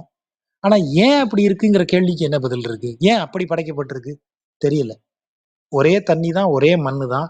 ஆனா வேப்பமரம் ஒரு மாதிரி பழத்தையும், மாம்பழம் ஒரு மாரியும் குடுக்குது. பக்கத்துல பலாமரம் இருந்தா அது இன்னொரு கனிய குடுக்குது. எவ்வளவு ஆச்சரியம் ஒவ்வொன்னும். அப்ப இது நீங்க நீங்க நீங்க அத பார்க்கும்போதெல்லாம் அதுல இறைவனது லீலை தெரியும். சின்ன விஷயத்துக்குள்ள நீங்க அவ்ளோ பெருசா பார்த்து, பார்த்து வியந்து போவீங்க. "ஐயோ! எப்படி அதெல்லாம் செஞ்சு வச்சிருக்க?" இப்படி என் கைக்குள்ள ஒரு வேப்ப விதைய வச்சுட்டு இப்படி வேடிக்கை பார்த்துட்டே இருக்கிறேன். நிமிர்ந்து பார்த்தா பிரம்மாண்டமா ஒரு மரம். ஸ்ரீவில்லிபுத்தூர்ல அந்த கோயில சுத்தி வரக்கூடிய மாட வீதியில, ஆ இது கிழக்கு, இது மேற்கு. ஒரு வடக்கு மாட வீதியில கார்னர்ல, வடக்கு மாட வீதியும் மேற்கு மாட வீதியும் சந்திக்கிற கார்னர் ஒண்ணு இருக்கு. அங்கே ஒரு பழைய கவர்மெண்ட் ஆபீஸ் என்னமோ ஒண்ணு இருக்கும். அங்க ஒரு வேப்ப மரம் நிக்குது. அதுக்கு பக்கத்துல எனக்கு உறவினர் வீடு இருந்தது. அங்க போனோம். அந்த வேப்ப மரத்தை பார்த்த உடனே எனக்கு ஒரு மாதிரி ஆயிடுச்சு. எப்படி சொல்றது? ஒரு பார்க்க பார்க்க எனக்கு தாங்க முடியல. அவ்வளவு பெருசா இருக்கு அந்த வேப்ப மரம். இந்த நிறை மாத பெண்கள் இருப்பாங்கல்ல, அந்த மாதிரி அங்கங்க அங்கங்க அதுக்கு அப்படி வீங்கி வீங்கி முடிச்சோட அவ்வளவு உயரமா, அவ்வளவு பிரம்மாண்டமா ஒரு ஒரு 5 பேர் சேர்ந்து நின்னாதான் அத கட்டி அணைக்க முடியும். அவ்வளவு பெரிய சைஸ்ல எனக்கு அத பார்த்த உடனே விம்மி கண்ணுல தண்ணி வர்ற மாரி ஆயிருச்சு. எவ்வளவு பெரிய மரம். நான் போய் தொட்டு கும்பிட்டேன். ஆமா, அதுல அம்மன் இருக்கான்னு சொல்லுவாங்க அப்படின்னாங்க எங்க சொந்தக்காரங்க. ஆமா, சத்தியமா இருக்கான்னு சொன்னேன் நானு. ஆமா, அம்மன் இருக்கா. அதனால தான் நான் கும்பிட்டேன்னு சொன்னேன். அங்க அம்மன் இருக்கா. அது ஒரு தாய் அது. அவ்வளவு பெரிய அது ஒரு ஒரு முது தாய் மாரி அந்த வேப்பமரம் உட்கார்ந்திருக்கு. நீங்க ஒரு நொடி அத பார்த்தீங்கன்னு வைங்களேன், எல்லா இடத்துலயும் அவன் தெரிவான். எந்த இடத்துலயும் அவன் இருப்பான். அப்படி பார்க்க முடிந்தவர்கள் தான். வாயுள் வையகம் காண முடிந்தவர்களுக்கு தான், இதோ இந்த குழந்தை ஒரு பாய சீருடை பண்புடை பாலகன். அதே நேரம் இதையெல்லாம் மாயமாக காட்டக்கூடியவன். அவனே மாயன்கிற அறிவும் உண்டு. அதில் மகிழக்கூடியவர்கள் அவர்கள். இறைவனின் அடியார்கள பத்தி அவர் எவ்வளவு அழகா சொல்றாரு பாருங்க. வாயுள் வையகம் கண்ட மடநல்லார் ஆயர் புத்திரன் அல்லன் அருந்தெய்வம் பாய சீருடை பண்புடை பாலகன் மாயன் என்று மகிழ்ந்தனர் அப்படின்னு அவனை அவனை அந்த குழந்தைய பார்த்து அப்படி மகிழ்ந்து சொல்றாங்க. 12ஆம் நாள் ஆயாச்சு. 10 நாளும் கடந்து ஆஹ் அதுக்கு அடுத்த 2வது நாள் 12வது நாள் எத்திசையும் சயமரம் கோடித்து, அதாவது சயமரம்னா ஜெய அப்படிங்கிறதனுடைய தமிழாக்கம். தமிழ் படுத்தல், தமிழ் ஆக்கம் கூட இல்லை, தமிழ் படுத்தியிருக்காரு அவர். சய அப்படின்னு ஆக்கியிருக்காரு. அப்பவே இதுல இருந்து திராவிட இயக்கம் இருக்கு. ஸோ சயமரம் கோடித்து, அதாவது சயமரம்னா வேற ஒண்ணும் இல்லை, தோரணம் நாட்டி கம்புகள் பந்தக்கால்லாம் ஊனி அந்த பந்தக்காலத்தான் நம்ம ஜெயமரம் அப்படின்னு சொல்லக்கூடியது. அதாவது ஜெயஸ்தம்பம்னு சொல்லணும். நம்மால கொஞ்சம் வித்தியாசமா ஒரு பாதியில அப்படியே சான்ஸ்கிரிட்டை தமிழ் ஆக்கிட்டு மீதி பாதிய தமிழ் மொழிக்கு மாற்றம் செய்து வச்சிருக்கிறாரு. சய மரம் அப்படின்னு போட்டிருக்காரு. அதுக்கு பேர் என்ன? ஜெயஸ்தம்பம். ஒரு பந்தக்கால்னு நம்ம இப்ப சொல்றது. அத மாதிரி அதை கோடித்து அதை வைத்து அவனுக்கு என்ன செய்யறாங்க? அந்த மைந்தனை மத்த மாமலை தாங்கிய மைந்தனை அந்த குழந்தைக்கு பேர் வைக்கிறாங்க. அப்படி பெரிய வெற்றி தூண்கள்லாம் நட்டு அந்த இது ஜெயஸ்தம்பங்கள்லாம் நட்டு அதுல வந்து அப்படியே அந்த மத்த மாமலை தாங்கிய மைந்தன். அது அவன் இனிமேதான் தாங்க போறான். இருந்தாலும் நம்ம முதல்லயே சொல்லிடுவோம். அவன் மலையவே தூக்கி சுமக்கக்கூடிய அளவிற்கு வலிமை வாய்ந்த அந்த மைந்தனுக்கு அவங்க என்ன செய்தாங்க? உத்தானம் செய்து உகந்தனர் ஆயரே. அது இப்ப என்னன்னா, ஆஹ் இந்த இந்த உத்தானம்ங்கிறதுக்கு என்ன அப்படின்னு நீங்க சொல்றீங்க இல்லையா? ஆஹ் அதற்கு என்ன பொருள் அப்படின்னா, அவனை தூக்குதல். அதாவது அந்த குழந்தைய வந்து ஆஹ் நம்ம வந்து எப்படி சொல்றது, தொட்டில் இடுவது அப்படின்லாம் சொல்றோம் இல்லையா? அதெல்லாம் அப்பதான் நடக்கும். அதாவது 10ஆம் நாள் அல்லது 12ஆம் நாள் அதை பண்ணணும். முந்த காலங்கள்ல அந்த 10 நாளுமே குழந்தைய வந்து பிரசவ அறையிலிருந்து தாயையும் சேயையும் வெளியே கொண்டு வர மாட்டாங்க. வெளியே கொண்டு வந்து பிறர் தொட அனுமதிப்பதுதான் அந்த பெயர் வைக்கும் விழா. அன்னைக்கு தான் குழந்தைய எல்லாரும் கையில வாங்குவாங்க. அது வரைக்கும் அந்த குழந்தையினுடைய செவிலி செவிலி தாயாகப்பட்டவள், அந்த தாயாகப்பட்டவளை தவிர வேறு எவரும், அந்த மருத்துவச்சி அந்த குழந்தையை குளிப்பாட்டக்கூடியவள், இந்த மாதிரி செய்யக்கூடியவர்களை தவிர வேறு எவருமே அந்த 10 நாள் வரைக்கும் அந்த குழந்தை அவர்களை தவிர எவருமே தொடமாட்டாங்க. 12ஆம் நாள் அன்னைக்கு தான் இவங்க செய்யறாங்க அந்த குழந்தைக்கு. அப்படி செய்யும் போது 10ஆம் நாள் பண்ணணும் அல்லது 12ஆம் நாள் பண்ணணும். அதுதான் அந்த நாமகரணம்னு சொல்லக்கூடியது, பெயர் வைக்கும் விழா. அப்படி வைக்கும் போதுதான் அந்த குழந்தைய எல்லார் கையிலையும் கொடுப்பாங்க. நீங்க இப்பவும் பாருங்க, குழந்தைய தொட்டில் போடுறோம் வாங்கன்னு கூப்பிடுற இடத்துல எல்லாம் குழந்தைய எடுத்து அந்த எல்லாரும் இப்படி மடியில வச்சுட்டு கொடுப்பாங்க. அன்னைக்குதான் குழந்தை எல்லாருக்கும் அதுக்கு பேர் தான் அந்த உத்தானம் செய்து அப்படின்னு சொல்ல. அந்த குழந்தையை கையில் வாங்கி மடியில ஒரு செகண்ட் வச்சிருந்து கொடுக்கறது, அதுக்குதான் அந்த உத்தானம் செய்தல் அப்படின்னு அந்த சடங்குக்கு பெயர். So, அப்படி செய்யக்கூடிய செய்து உகந்தனர் ஆயரே. ஆயர்கள் அவனை அப்படி தொட்டு மகிழ்ந்தனர். அவனுக்கு வந்து என்ன அர்த்தம் இதுக்கு? அவன் யாரு? மத்த மாமலை தாங்கிய மைந்தன். ஏன் அந்த இடத்துல மைந்தன்கிற வார்த்தையை போடுறாரு? மைந்தன் நம்மை காப்பவன், நமக்கு பலன் அளிக்கக்கூடியவன். அப்பேற்பட்ட மைந்தன் எப்படி நமக்கு பலனளித்தான்? பெற்றோரை காக்கக்கூடியவன் தான் மைந்தன் இல்லையா? அப்ப அவன் எப்படி பலன் அளித்தான்? இது மத்த மாமலை, பிரம்மாண்டமான மலையை தூக்கி நமக்கு ஆதரவளித்தவன் நம்ம மடியில வந்து இருக்கான், நம்ம கைக்கு அடங்கி இருக்கான். அவன் உத்தானம் செய்து உகந்தனர் ஆயிரே. அப்ப இறைவன் பிரம்மாண்டமானவன், எதையும் செய்யக்கூடியவன், எப்பேற்பட்ட காரியங்களையும் அவனுக்கு ஒரு பொருட்டே கிடையாது. அப்பேற்பட்டவன் நமது அன்பிற்காக நமது கைகளிலும் வந்து இருப்பான். நாம கைகளால தூக்கக்கூடிய குழந்தை மாதிரி நமக்கு அவன் வந்து கூட உட்காருவான். அது நம்முடைய அன்பின் பொருட்டு அப்படின்னு அதுல நம்ம அதுக்கு பொருள் எடுத்துக்கிறோம்.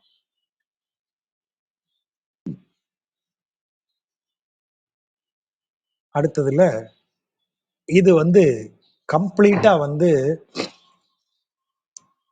ஒரு குழந்தைய வந்து ஹேண்டில் பண்ற எல்லாருக்கும் இந்த தாய்மார்களது ஒரு என்ன சொல்றது, ஒரு உவகை சலிப்பு ஒண்ணு உண்டு.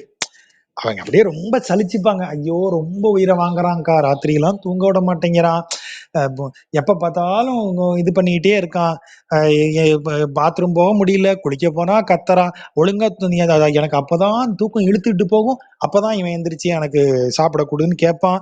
இப்படி யாராவது எந்த குழந்தை விட்டுற தாயிட்டையாவது போய் கேட்டு பாருங்க, என் குழந்தையா அவன் ரொம்ப நசமத்தா இருக்கான், எனக்கு ஒரு பிரச்சனையும் இல்லைன்னு சொல்லுவாங்களா?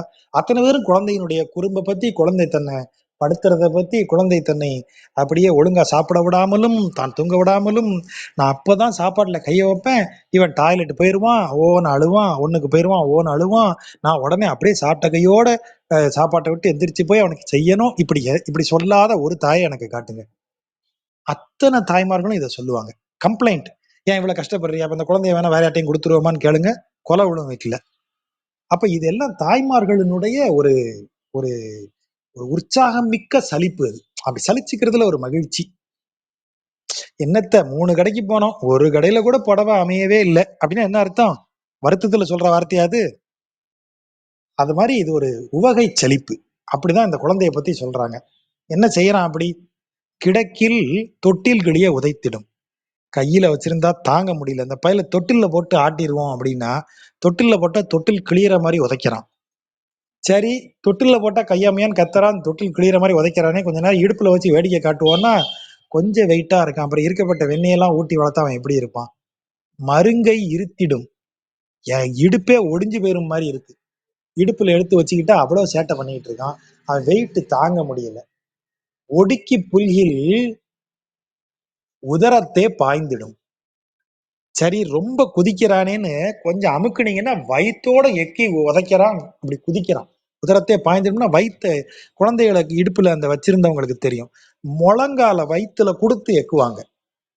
இந்த என் பையன்லாம் நான் சாப்பிட்ட உடனே அவன் தூக்குனேன்னா சில நேரங்கள்ல வயிறே ஒரு மாதிரி ஆயிரும். முழங்கால் ரெண்டையும் அப்படி வயிற்றுல கொடுத்து அப்படி ஒரு எக்குவான். இப்போ தூங்கும்போது இப்பவும் கூட அப்படித்தான் பண்றான். அதனால இப்ப எல்லாம் கொஞ்சம் நடுவுல ரெண்டு இது தலானியை போட்டுட்டு தான் படுக்க வேண்டியிருக்கு. இன்னும் அந்த பழக்கம் போகல. தோல் வரைக்கும் வயந்துட்டான். ஆனாலும் அந்த இதெல்லாம் இருக்கு. ஒடுக்கி புல்கில் உதரத்தை பாய்ந்திடும்ங்கிற புத்தியெல்லாம் இன்னும் இருக்கு.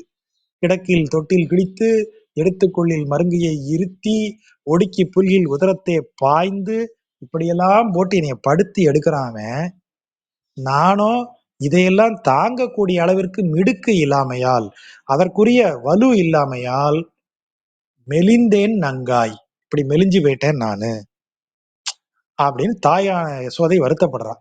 என்ன செய்யறாம? இப்ப இறைவன் வந்து என்ன பண்ணுவான்? இறைவனது எண்ணம் நமக்குள் வர வர நம்ம அப்படிதான் பண்ணுவான். நம்ம இருக்கவும் விட மாட்டான். அவனை அவன் அவன் நினைக்க நினைக்க அவன் நம்ம மனசுக்குள்ள பிரம்மாண்டமாயிட்டே போவான். அவனை இறுக்கிக்கலாம் நமக்குள்ள அப்படின்னு நினைச்சீங்கன்னா, அடிவயிறு கலங்குற அளவுக்கு எதையாவது செஞ்சு வைப்பான். அப்ப அவனை தாங்கக்கூடிய வலிவு எனக்கு கிடையாது. இறைவனை தாங்கக்கூடிய வலிவு. அப்ப அவன் ஒரு குழந்தைக்கு எப்படி நம்ம குழந்தைய வச்சுக்கிறது எவ்வளவு கஷ்டமோ, அந்த மாதிரி கஷ்டம் இறைவனை அடைவதற்காக அவனை பற்றி நாம் எண்ணுவது, அதற்கான முயற்சிகளில் ஈடுபடுவதுங்கிறது இவ்வளவு கஷ்டம். ஆனாலும் குழந்தையை நம்ம விட்டுற முடியுமா? விட்டு கொடுத்துட முடியுமா? அது கொடுக்கிற மகிழ்ச்சியை யார் கொடுக்க முடியும்? அதுதான் இறைவனது உணர்வு. கிடக்கில் தொட்டில்களிய உதைத்திடும், எடுத்துக்கொள்ளில் மருங்கை இருத்திடும் ஒடுக்கி புல்கில் உதரத்தே பாய்ந்திடும் மிடுக்கு இல்லாமையால் நான் மெலிந்தேன் நங்காய்.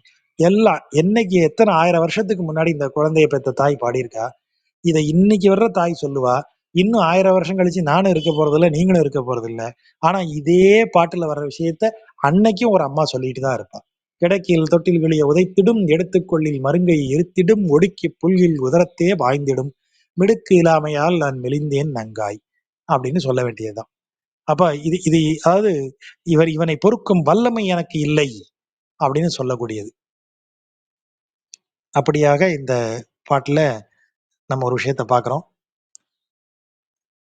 ஸோ இந்த பாடல்களை எல்லாம் சொல்லி அந்த குழந்தை பிறந்த கோலங்களை எல்லாம் சொல்லி செந்நெல்லார் வயல் சூழ் திருக்கோட்டியூர் மண்ணு நாராயணன் நம்பி பிறந்தமை மின்னு நூல் விட்டு சித்தன் விரித்த இப்பண்ணு பாடல் வல்லார்க்கு இல்லை பாவமே.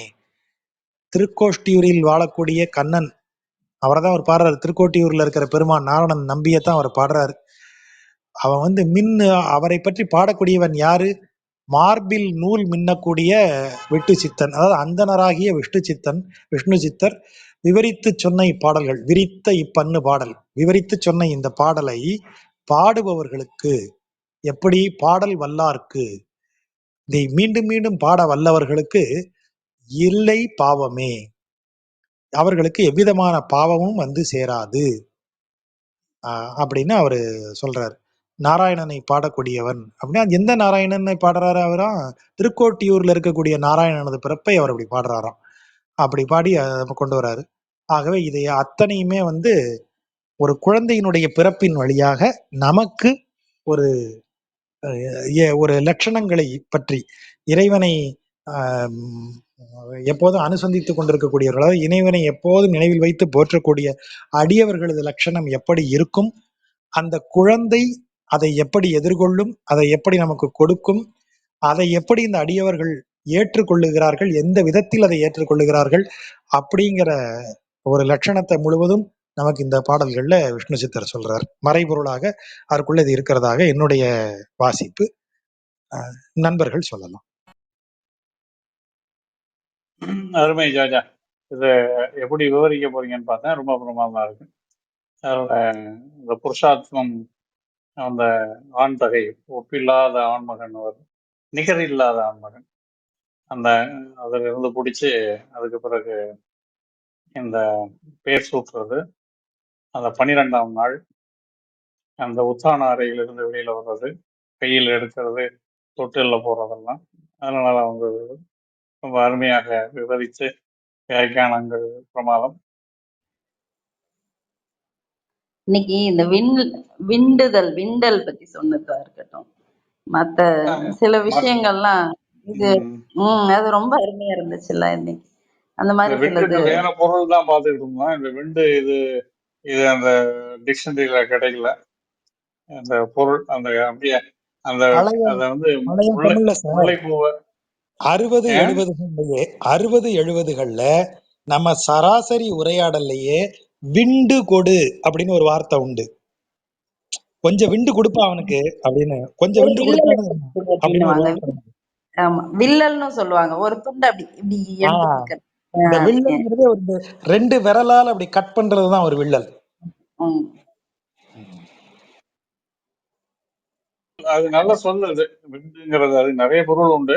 ஒரு சொல் பொருள் தான். இந்த இடத்துல மல்லிகை அரும்பை எடுக்கிறது வந்து விண்டுதல் அப்படிங்கிறது. விண்டு, விண்டுதல், விண்டம் அப்படின்னு நிறைய சொற்கள் இருக்கு அதுல. அதுல விண்டு அது ஒரு சொல். விண்டுதல் இது வந்து விண்டுதல் இல்லையா? அதே மாதிரி நாக்கு வழிக்கிறத சொன்னீங்கல்ல, வேப்பம் அது ஈர்க்குன்னு சொல்லுவாங்கல்ல, அதை வச்சு இப்படி பண்ணுவாங்க. வேப்ப ஈர்க்கால பண்றது. அது ஈர்ப்புனா அது இந்த குச்சி, தென்னங்குச்சி.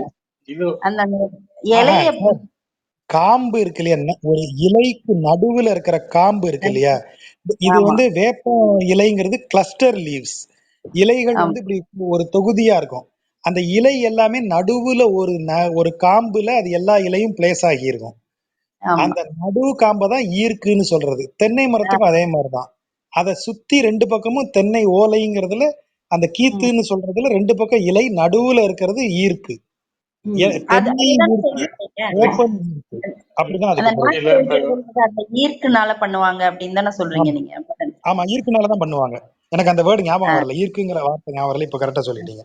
தென்னை இது ஆ. வேப்ப ஈர்க்கு வச்சு தான் குழந்தைக்கு நாக்கு வலிப்பாங்க. அதே மாதிரி இதுல முக்கியமா பெரியாழ்வார் எல்லா ஜாஜா இடமும் ஈர்ப்பு கொண்டாடிடுறாருன்னு தோணுச்சு.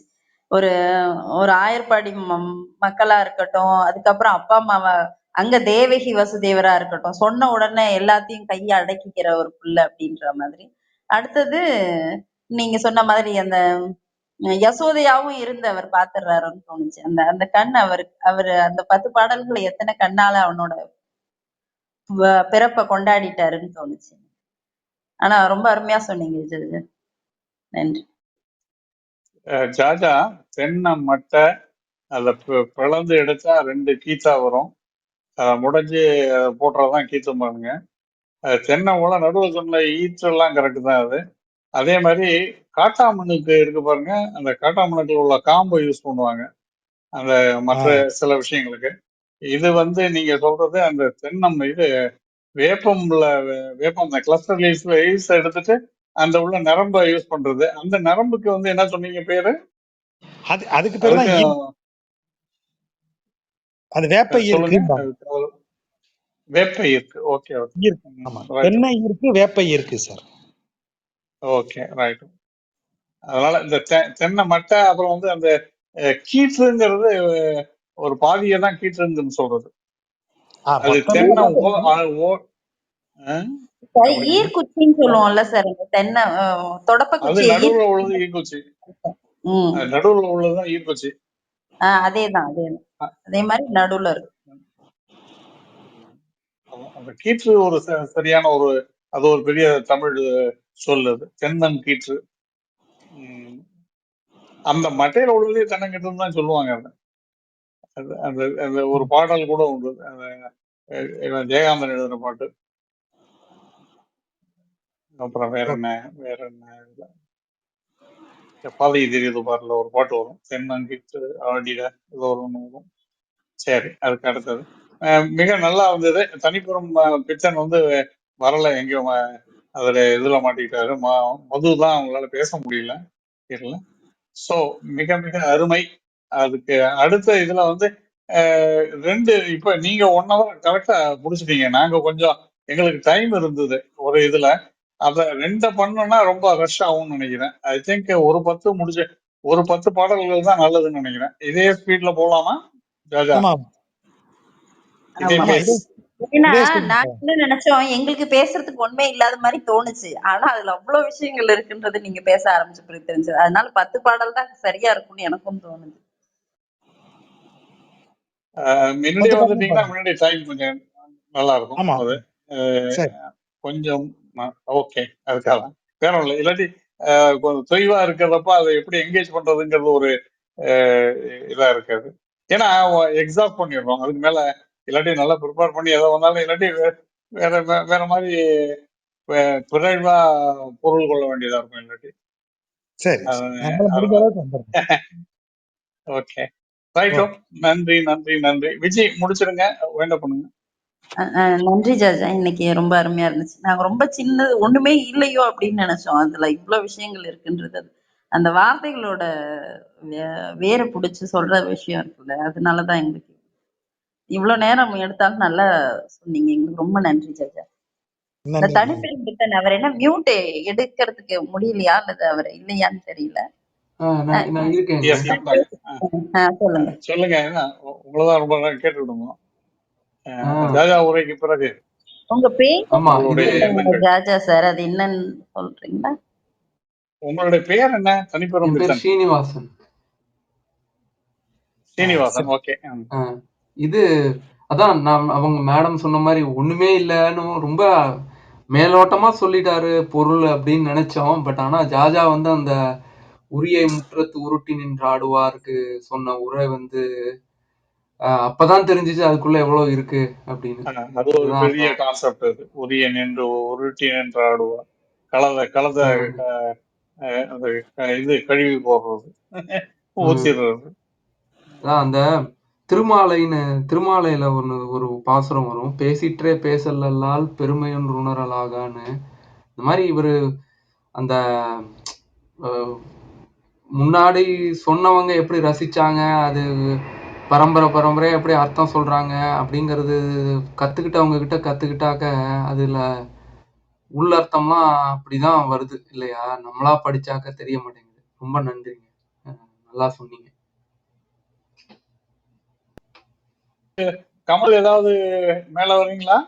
கமல் கடைசி கூப்பிட்டேன் சார். கேட்டுட்டு இருக்காரு கமல். பேசுறாரு அவரு. சரி லிசனிங் உள்ள இருக்காங்க. சரி, ஆல்ரெடி ஜாஜா 1.5 மணி நேரமா அவருக்கு ரொம்ப லேட் ஆயிட்டு இருக்கும். ரொம்ப தேங்க்ஸ் ஜாஜா இன்னைக்கு.